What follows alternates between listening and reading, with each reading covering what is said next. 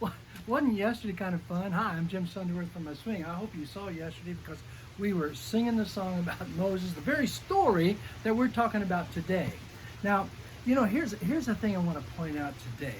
Yes, God had a purpose for the children of Israel. Remember, they were his first son, and he treated them like that. And so he was wanting to teach them many things, but he also, they were journeying out, he remembered that, of course, we all remember they were slaves. They were not warriors. They were just leaving Egypt and heading for a place that God had prepared for them. Now, and we're in chapter 14, but I want to go back to chapter 13 and the 17th verse. And it says these words, "And when it came to pass, when Pharaoh had let his people go," remember, when Pharaoh let his people go, "God did not lead them by the way of the land of the Philistines, although it was near. For God said, lest perhaps the people change their mind, and when they see war, return to Egypt." Now, what did he mean by that?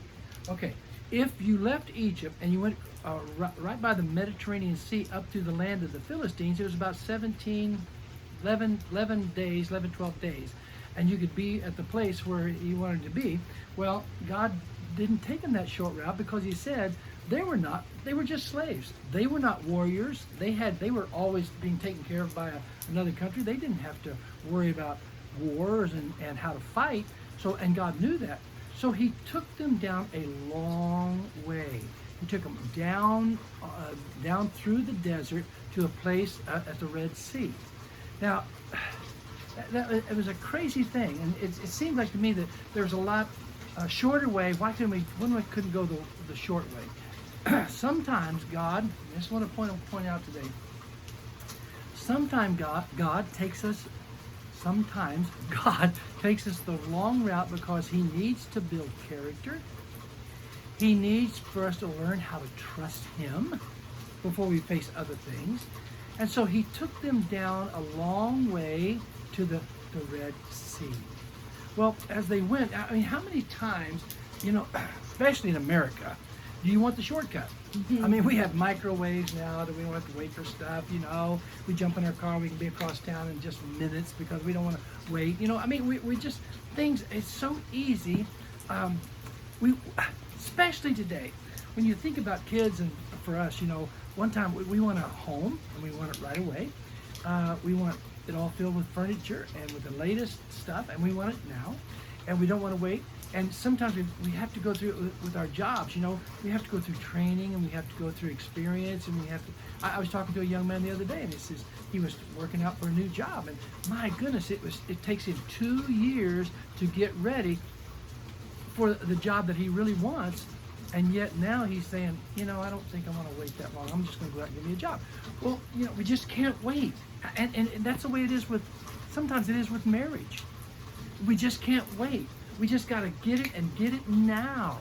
And we wonder why in the world, how come it takes so long to do things and get things? And we make big mistakes because we don't wait. Here they are, the children brought down, and they're wanted, but I'm telling you one thing, because God is God, they had to wait. They were surrounded by the mountains, and they had the sea in front of them, and they had Pharaoh behind them. What else were they going to do? But God wanted, in all those circumstances of them waiting, and God taking the long way down, is going to build character and trust. You think about Moses himself. My goodness, he was in Pharaoh's palace, and he could have had it made, but he had to be taken 40 years on the backside of the desert to learn how to trust God, learn how to wait on God, and just build character. And you think about David. Oh my goodness, David. There's all kinds of examples in the Bible, but David at 10 or 15, he was anointed by Samuel to become the king. They poured oil on his head, and he was to be the king. And yet, he had to wait he was 30 years old when he was crowned king. Why couldn't have God waited? Well, God put him in right then and waited for David just until he was 30, but he didn't. He had to go through trials and tribulations. Saul, the king at that point, was chasing him because he was so envious of him and jealous of David that he chased him for all those years, probably 15 possibly 20 years, he was in the desert being chased by Saul. What was God doing? Building character and seeing that he was still strong and he was still honoring Saul and showing his faithfulness to God. It was an amazing thing. You think about Paul. We wrap it up with Paul. Paul on the Damascus Road was touched by God, and yet it was 10 years. He took him into Egypt and taught him and met with him. It was 10 years before he had his first convert. Well, he had to wait because he was learning from God. You may be in a situation right now saying, why is God allowing me to go through all this? Well, there's a reason, or he wouldn't let you go through all that.